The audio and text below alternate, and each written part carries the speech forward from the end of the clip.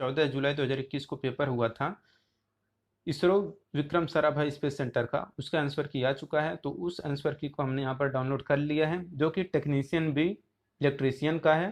तो इसमें किस तरह के क्वेश्चन पूछे गए थे आइए हम लोग देख लेते हैं। देखिए ये जो आंसर की प्रोवाइड किया गया है ये आपका रिवाइज्ड आंसर की नहीं है, इस बात को आप लोग जरूर ध्यान में रखिएगा। तो चलिए हम लोग स्टार्ट कर लेते हैं। इसमें सिर्फ हम आपको आंसर बताते चलेंगे, किस तरह से क्वेश्चन पूछे गए थे आपको एक आइडिया लग जाएगा। देखिए यहाँ पर पहला क्वेश्चन है, एक आयताकार टंकी की लंबाई 5 मीटर, चौड़ाई 4 मीटर तथा क्षमता 60 मीटर क्यूब है। 480 सेंटीमीटर क्यूब क्षमता के साथ टंकी का एक छोटा सा नमूना तैयार किया गया। नमूने की लंबाई का पता लगाएं। यहाँ पर करेक्ट आंसर हो जाएगा 10 सेंटीमीटर। दूसरा क्वेश्चन है, कौन सा वोल्टता नियंत्रण युक्ति नहीं है? तो वोल्टता नियंत्रण युक्ति जो नहीं है वो है हमारा बीजेटी। तीसरा क्वेश्चन है, एक संचायक सेल का एम्पियर घंटा दक्षता 0.85 है। डिस्चार्ज करने के दौरान औसत टर्मिनल वोल्टता 2.1 वोल्ट है और चार्ज करने के दौरान औसत टर्मिनल वोल्टता 2.55 वोल्ट है। वाट घंटा दक्षता क्या होगी? ये होगा 0.7 वाट घंटा। अगर cos x equal to sine 60 sine 30 plus cos 60 into cos 30 है तो x का मान बताइए, तो ये आएगा 30 डिग्री। पांचवा 490 गणित काउंटर से विभाजन के लिए कितने फ्लिप फ्लॉपों की जरूरत होती है? तो यहाँ पर 9 करेक्ट आंसर हो जाएगा।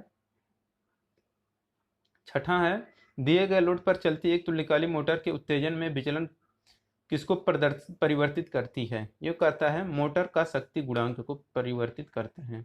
3 प्रतिरोधकों के प्रतिरोध 1:2:3 के अनुपात में है। जब उन्हें समानांतर में संयोजित किया जाता है तो प्रभावी प्रतिरोध 60 ओम है। जब उन्हें श्रेणी क्रम में संयोजित किया जाएगा तो प्रभावी प्रतिरोध कितना आएगा? तो आएगा 660 ओम। एक एसी परिपथ में 1 किलो वोल्ट एम्पियर प्रति किलोवाट का अनुपात है, क्या होगा? ये इनमें से कोई भी नहीं। 9 नंबर क्वेश्चन है, 100 ओम प्रतिघात का एक प्रेरक, 50 ओम प्रतिघात का एक संधारित्र और 50 ओम के एक प्रतिरोधक को श्रेणी में जोड़ा गया, परिपथ का शक्ति गुणांक क्या आएगा? तो 1/√2 आएगा। संक्रियात्मक परिपथ किसे निरूपित करता है? तो संक्रियात्मक परिपथ जो निरूपित करता है वो करता है अल्पपारक फिल्टर, लो पास फिल्टर। यहाँ पर करेक्ट आंसर हो जाएगा। निकिल कैडमियम बैटरी में प्रयुक्त विद्युत अपघट्य कौन सा होता है? तो पोटेशियम हाइड्रोक्साइड करेक्ट आंसर हो जाएगा, ऑप्शन नंबर ए। 12 नंबर क्वेश्चन है, x square plus Y square plus 4x plus 2y plus 4 equal to 0 समीकरण द्वारा प्रतिनिधित्व की जाने वाले वृत्त की त्रिज्या क्या होगी? वो हो जाएगा 1। 13 नंबर क्वेश्चन है, 3 क्रमानुगत समपूर्णांक का योग 24 है, संख्याओं का गुणनफल कितना होगा? जो हो जाएगा आपका 480 करेक्ट आंसर। माध्य का पता लगाएं, तो माध्य यहाँ पर जो आपका आएगा इनमें से कोई भी नहीं करेक्ट आंसर होगा। किस मात्रा को मापने के लिए क्यू मीटर प्रयुक्त किया जाता है? यह किया जाता है प्रतिबाधा यानी कि इम्पीडेंस, यहाँ पर करेक्ट आंसर हो जाएगा। वायर संधियों का सोल्डरन को सुधारने के लिए किसका यूज किया जाता है? इसके लिए किया जाएगा डक्टिलिटी। तो वायर संधियों को सोल्डरन डक्टिलिटी को सुधारने के लिए किया जाता है। योग प्रचालन 25 प्लस 15 इक्वल टू 43 को सही होने के लिए संख्या प्रणाली का आधार क्या होगा? तो 7। 18 नंबर क्वेश्चन है, बैटरी चार्ज करने की प्रक्रिया के दौरान 6 घंटे की अवधि में बैटरी के ईएमएफ में 10 वोल्ट से 12 वोल्ट तक की रैखिक वृद्धि होती है। चार्जकारी वोल्टता 15 वोल्ट है। एक श्रेणी संयोजित प्रतिरोधक को 1 एम्पियर की स्थिर धारा बनाए रखने के लिए निरंतर संयोजित किया जाता है। आदर्श आवेशन स्रोत तथा आदर्श बैटरी मानते हुए तंत्र की क्षयित ऊर्जा कितनी होगी? ये होगा 24 वाट आवर। 19 नंबर क्वेश्चन है, 50 हर्ट्ज सप्लाई के साथ जोड़े गए 950 आरपीएम पर चलती 6 ध्रुवीय 3 कला प्रेरण मोटर की घूर्णक धारा आवृत्ति क्या होगी? ये होगा 2.5 हर्ट्ज। एक आदर्श ट्रांसफार्मर की प्राइमरी पर 1000 फेरे और द्वितीयक पर 50 फेरे हैं। प्राइमरी पार्श्व पर चालन वोल्टता 200 VRMS तथा लोड प्रतिरोध 5 ओम है। निवेश शक्ति का परिकलन कीजिए, तो 20 वाट यहाँ पर करेक्ट आंसर हो जाएगा। 21 नंबर क्वेश्चन, एक पावर स्विचन युक्ति के आर पर प्रघाती ऊर्जा अवशोषक का प्रकार क्या है? तो हो जाएगा dV/dt को रोकना।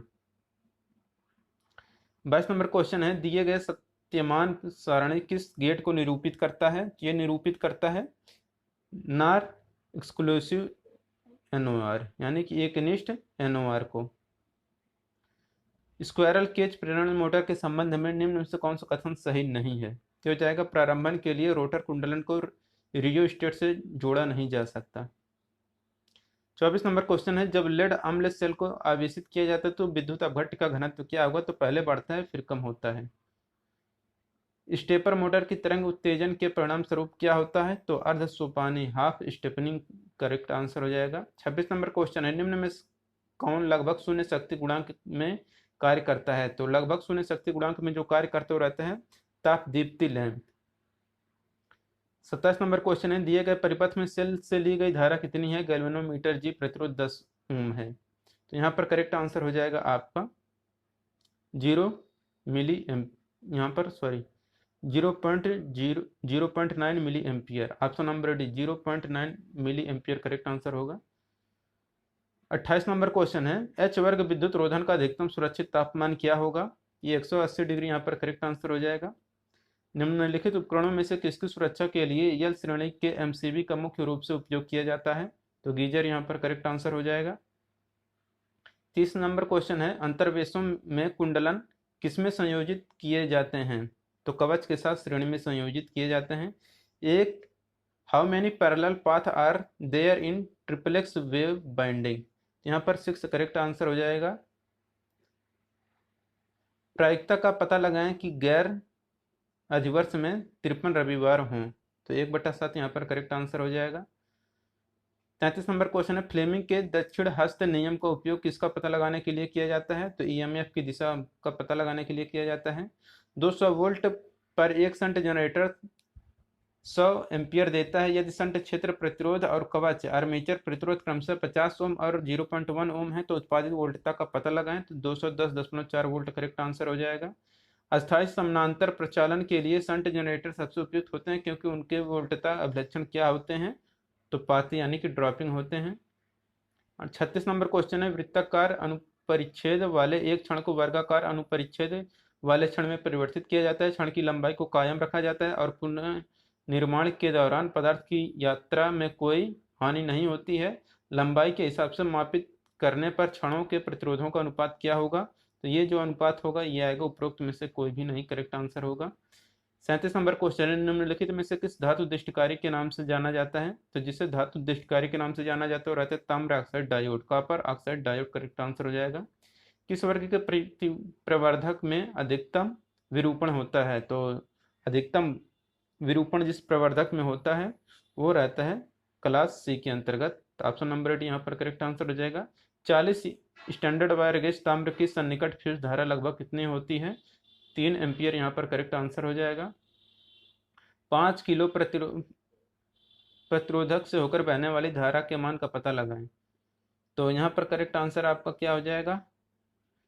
2.94 मिली एम्पियर।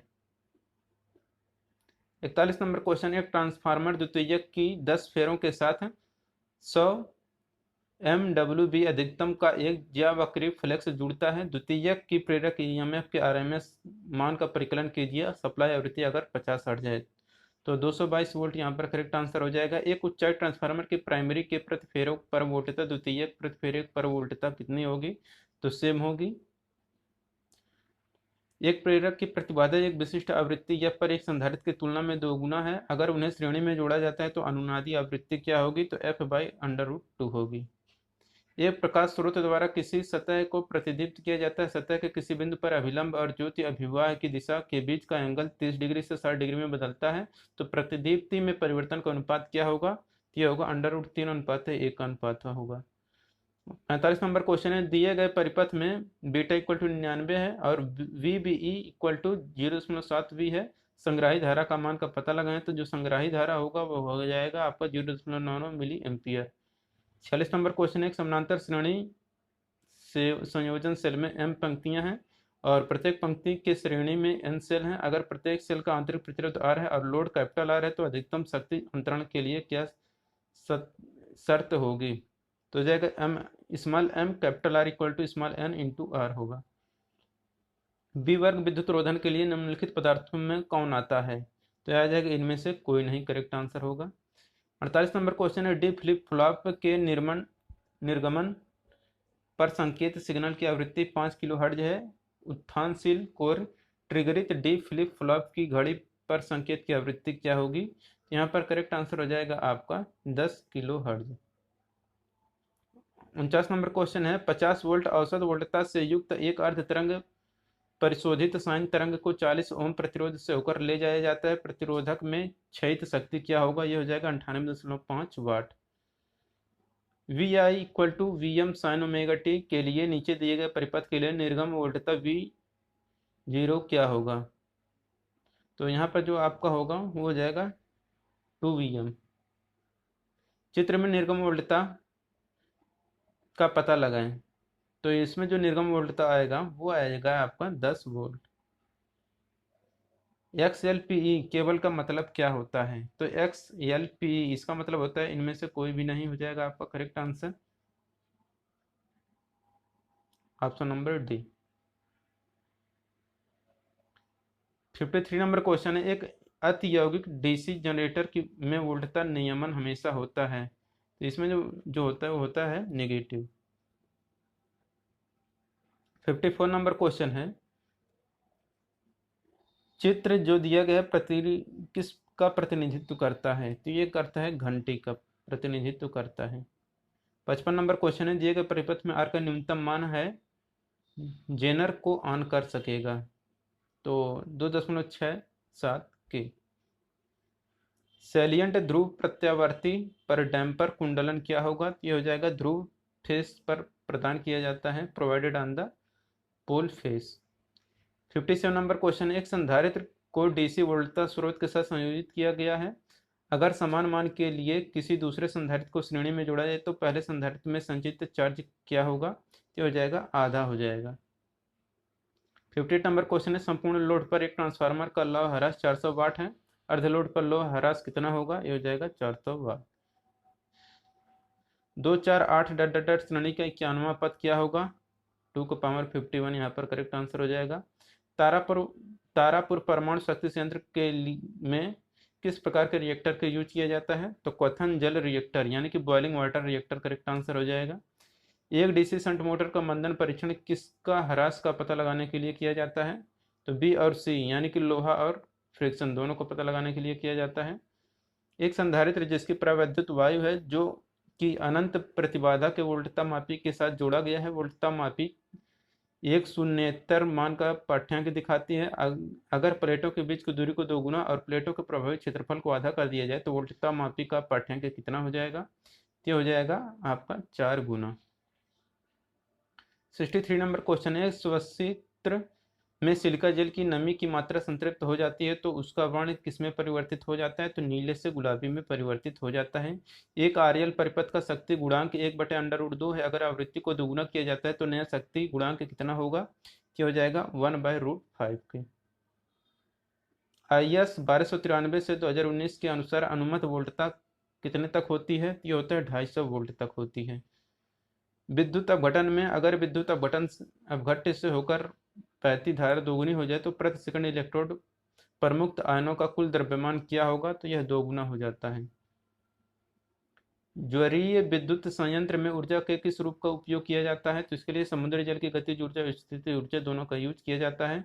68 नंबर क्वेश्चन है निम्नलिखित में से किन परिस्थितियों में आरसी श्रेणी परिपथ में संधारित्र के आर पार वोल्टता रैखिक रूप से बढ़ती है? तो हो जाएगा आपका चार्जक स्रोत से लिया गया धारा स्थिर है।